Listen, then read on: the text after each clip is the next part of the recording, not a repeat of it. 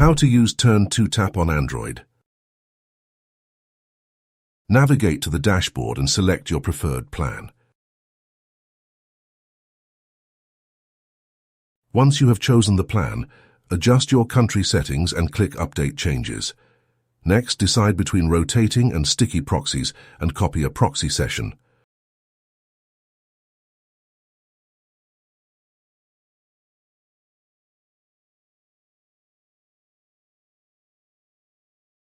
Then return to the home page. Open the app and select either HTTP or SOC S5 protocols.